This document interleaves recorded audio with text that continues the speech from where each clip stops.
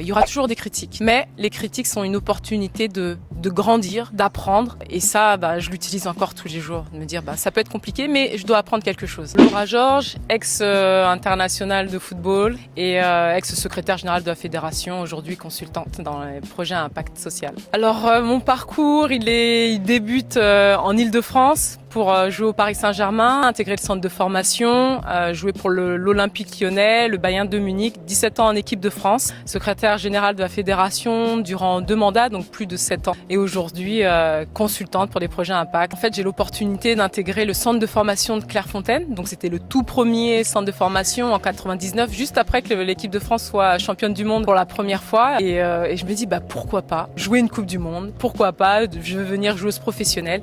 Et il s'avère que quelques années plus tard, Jean-Michel Aulas à l'Olympique Lyonnais souhaite avoir de la professionnalisation pour son club, l'Olympique Lyonnais. Je pense que ma plus grande fierté, c'est de ne pas avoir lâché. Parce que le nombre de fois où je me suis dit, je vais arrêter le football, c'est trop compétitif, je suis peut-être pas la joueuse classique, l'atmosphère peut-être ne me correspond pas. Et en fait, je me suis dit non, tu vas pas lâcher. Et c'était un combat contre moi-même et je me dis non, tu lâches pas. Donc je pense que la chose vers laquelle je suis le plus fière, c'est mon caractère et ma détermination. Alors j'ai ma maman, elle a joué un grand rôle et elle joue toujours un grand rôle dans mon accompagnement mental, dans le soutien, qui a des moments où je me dis maintenant je vais arrêter, ça va pas. Et elle me dit non Laura, t'as ça en toi, ne lâche surtout pas et t'es déjà passée par des moments compliqués. Et c'est vrai que tout jeune, elle m'a appris qu'il y aura toujours des critiques. Mais les critiques sont une opportunité de grandir, d'apprendre. Et ça, je l'utilise encore tous les jours. De me dire, ça peut être compliqué, mais je dois apprendre quelque chose. Au-delà du sport, ce que j'ai appris, c'est que je pouvais rêver plus grand, oser.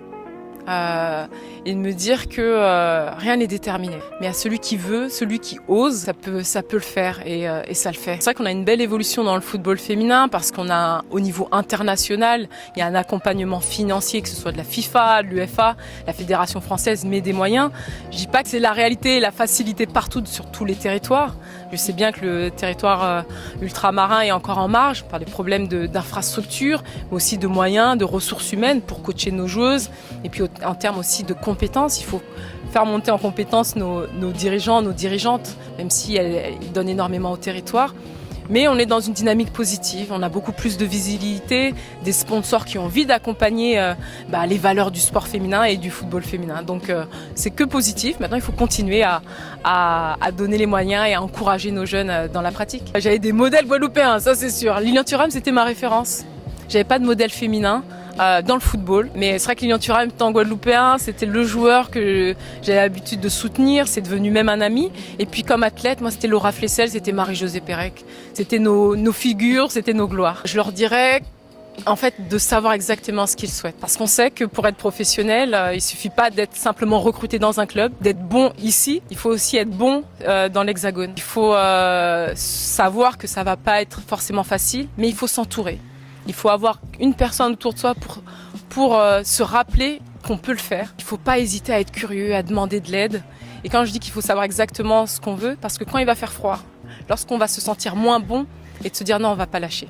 Et on a des beaux exemples. Alors il n'y en a pas 10 000, il n'y en a pas pléthore ces temps-ci, mais lorsque je vois Thomas Lemar qui réussit, lorsque je me dis que je vois Wendy Renard qui a été et qui est capitaine de l'équipe de France A, au vu de son parcours, je me dis que il faut croire en ses capacités. Oui, c'est pas facile, mais il faut aller chercher cette aide, il faut oser. On peut me suivre très aisément sur Instagram.